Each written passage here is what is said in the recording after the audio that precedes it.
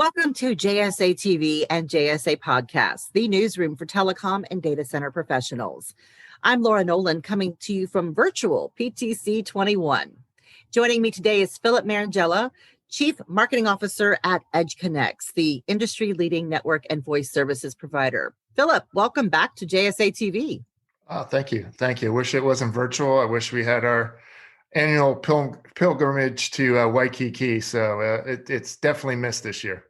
But Absolutely. I'm trying to look the part at least, right? So get in You're getting us in the spirit of things. Yes, yeah. Absolutely. We'll follow your lead, Phillip. You look fantastic. Well, let's get started talking about EdgeConneX and you, of course. 2020 was an interesting year, to say the least. And while there were numerous uncertainties as the industry pivoted as a whole, EdgeConneX weathered those uncertainties and seemingly came out of the year with a renewed sense of purpose and affirmation that your business strategy was indeed a good one. So if you could sum up your 2020 for us. Yeah.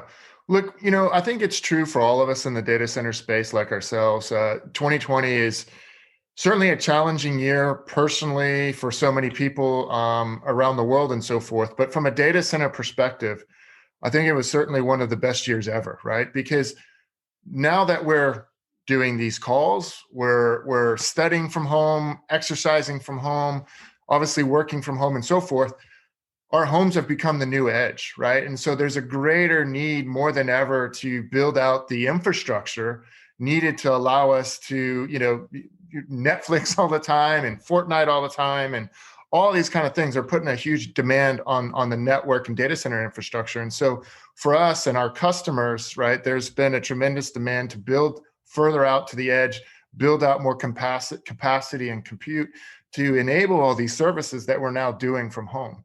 And then, you layer on top of some of the trends that were already happening, like AI and machine learning and 5G, right, autonomous vehicles. These were already putting the need and the demand for greater network infrastructure and obviously data center infrastructure in a more distributed fashion around the world. So just compounding all these things really resulted in obviously for a great year for us to support our customers.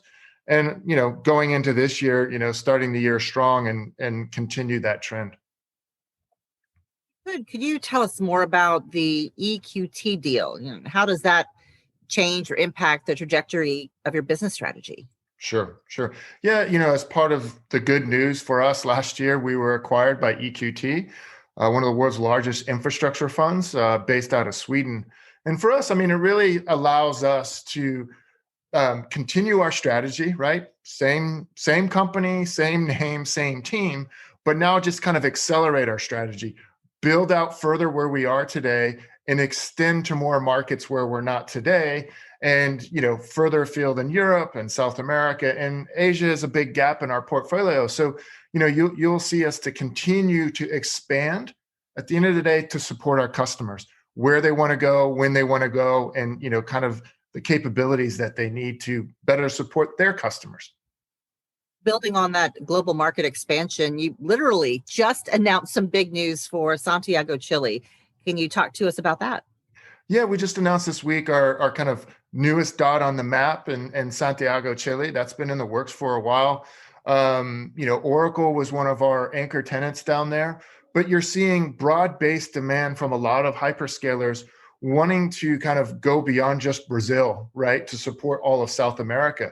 And so last year or the year prior, we announced Buenos Aires in Argentina. Next up was Santiago, Chile, which we announced this week. And we'll continue to expand to support our customers throughout South America.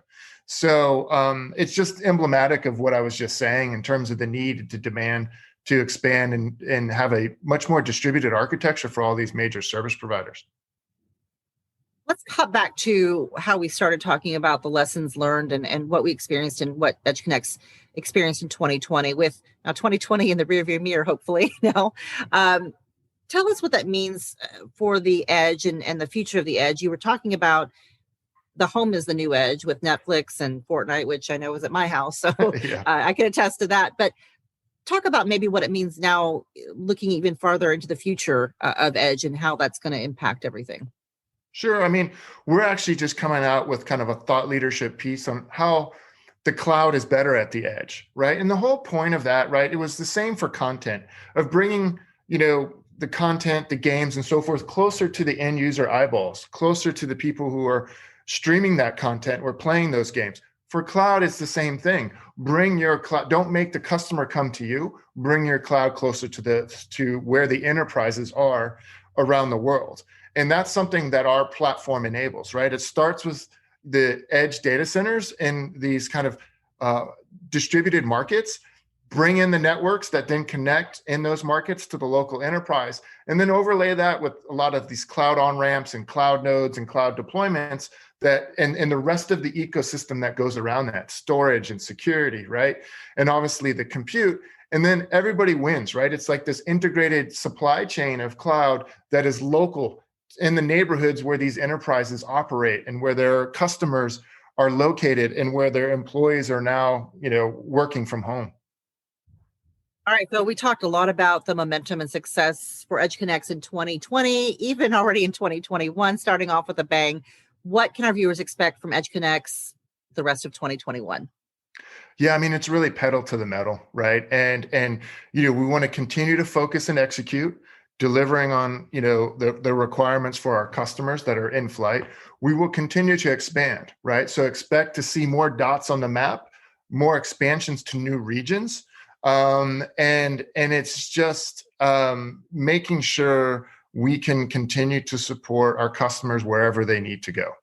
So it's not rocket science. It's really simple. It's just focus on the customer and deliver the data center solutions that they need. Where can our viewers go to learn more and follow the latest news from EdgeConneX? Obviously follow JSA. They're a great media partner of ours. And then you can go to edgeconnex.com and you can see our blog there. And we're also on social media and LinkedIn and the usual Twitter and what have you. All right, go check them out. Thank you, Phillip, so much for your time. We appreciate it. Always a pleasure. Yes. And hopefully next year we'll be back to our routine in Waikiki on the balcony overlooking the ocean. Excellent. And you are the trendsetter for this year's virtual PTC fashion requirements. So thank you for that. I try. And thank you, viewers, for tuning in to JSA TV and JSA Podcast. Happy networking.